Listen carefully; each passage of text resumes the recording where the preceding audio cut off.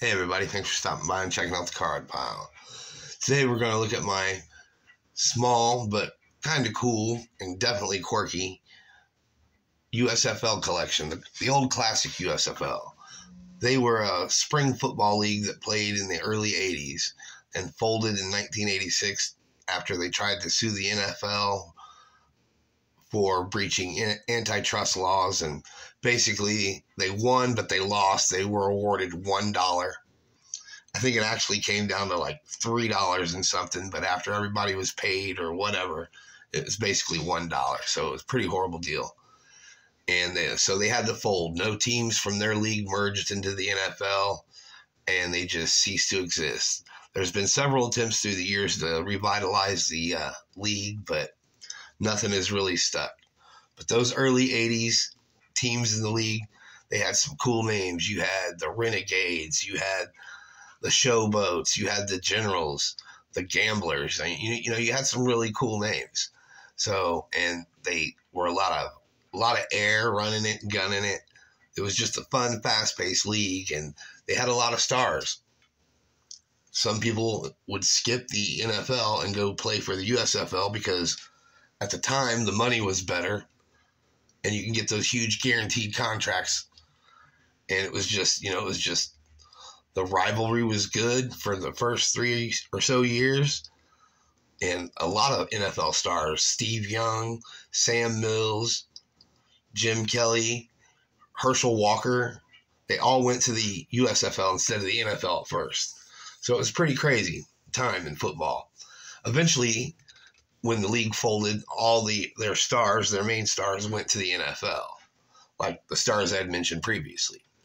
So along the way, I picked up a few things here and there. Never really a serious collector of it, but I got a few things, like this magazine from 1986 when Jim Kelly was traded from the Houston Gamblers to the New Jersey Generals because they didn't want to sign Doug Flutie, or they wanted them two to play together.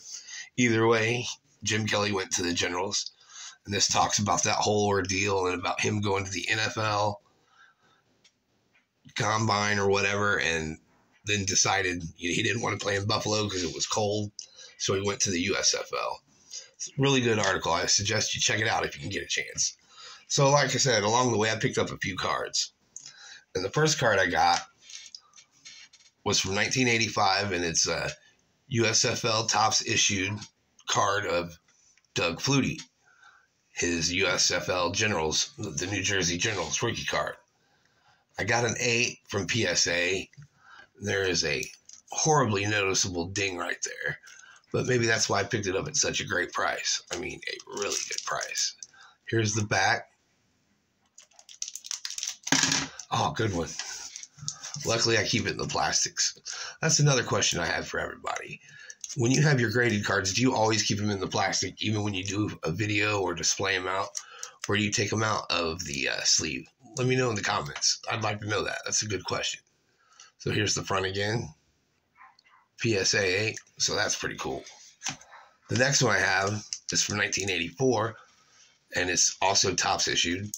The Minister of Defense, Reggie White. This is his true rookie card. That's what I call these USFL cards, the true rookie cards. But he played for the Showboats, and that's kind of a cool logo. I dig it. But the picture itself, it's a 7. Couldn't get an 8. But that's for another time. But this one is just, it's just a classic pose. He's deep in thought, thinking about the game. So yeah. You got to get, and arguably the greatest defensive player in football ever. So you got to show the man some props. Reggie White. Then the last card I have goes along with the Sports Illustrated magazine, and it is Jim Kelly's 1984 Topps issued USFL rookie card for the Houston Gamblers. Like I said, he forewent the NFL, wanted to play in a warm weather climate, and for a lot more money. But he eventually did go play to Buffalo, where he went to 4 straight Super Bowls. Unfortunately, he lost all those. But still, to get to 4 in a row, you're doing something right. So this is his rookie card. Card number 36 in the set.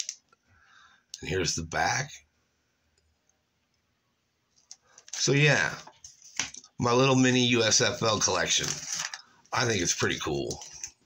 And like I said, they all ended up going to the pros. Way out of reach there for me, huh?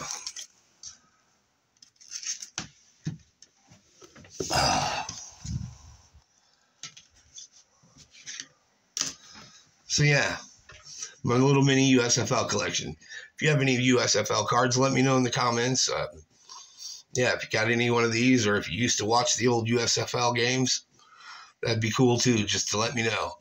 All right, well, hope you enjoyed the video, as wacky and weird as it was, and have a good night. Please like and subscribe, and don't forget, please get the cards you want. Thanks.